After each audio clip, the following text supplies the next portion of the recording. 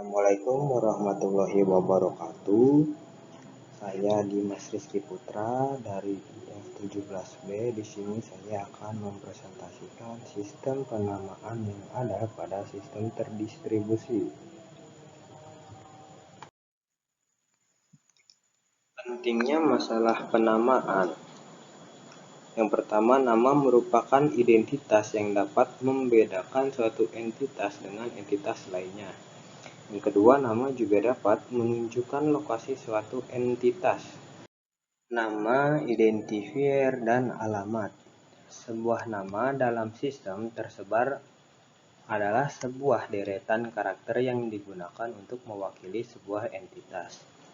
Untuk memanfaatkan entitas-entitas dalam setiap tersebarnya pengguna, manusia ataupun mesin perlu mengakses melalui access point, address, atau alamat.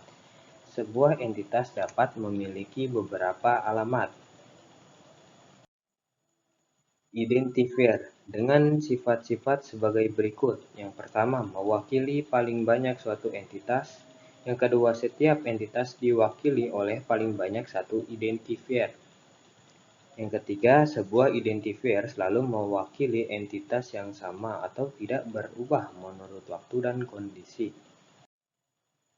Naming system, cara memasangkan alamat dengan nama atau identifier dan menemukan alamat pasangan dari nama atau identifier.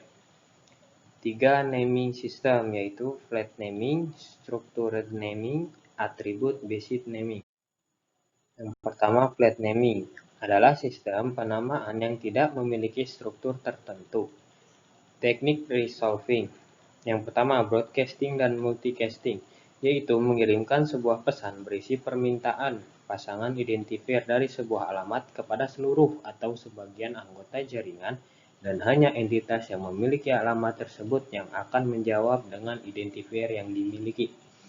Contoh adalah ARP, Address Resolution Protocol, yang digunakan untuk mengetahui alamat address atau MAC address berdasarkan sebuah alamat IP. Cara lain adalah dengan melakukan multicasting, yaitu mengirimkan pesan hanya ke beberapa entitas dalam jaringan. Forwarding pointer. Jika setiap kali sebuah entitas berpindah lokasi dan mendapatkan alamat baru, maka entitas tersebut meninggalkan informasi mengenai lokasi barunya di lokasi lamanya.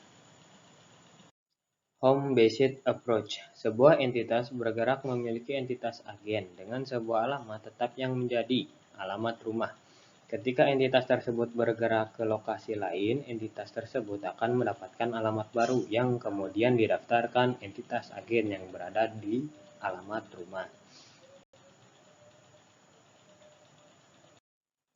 Hierarchical search tree. Jaringan dibagi-bagi menjadi beberapa domain subdomain. Domain yang tidak memiliki subdomain lagi dikenal sebagai leaf domain. Contohnya seperti yang ada di bawah. Structured naming, yaitu penggunaan nama yang terstruktur yang dibentuk dari beberapa nama sederhana dan mudah dikenali manusia.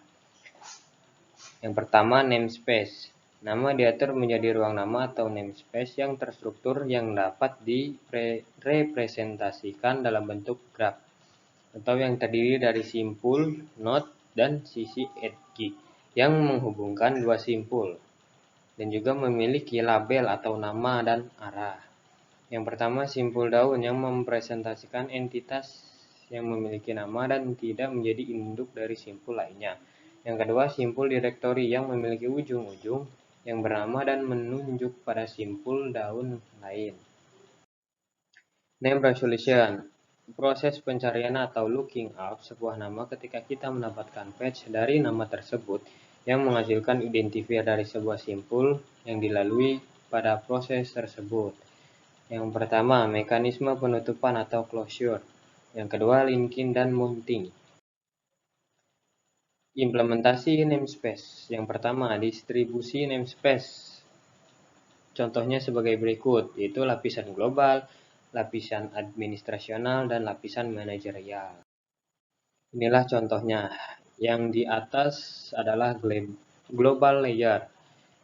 Yang tengah-tengah termasuknya administrational layer, dan yang terakhir managerial layer.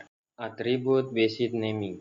Sebuah entitas diasosiasikan dengan sejumlah atribut yang memiliki nilai tertentu.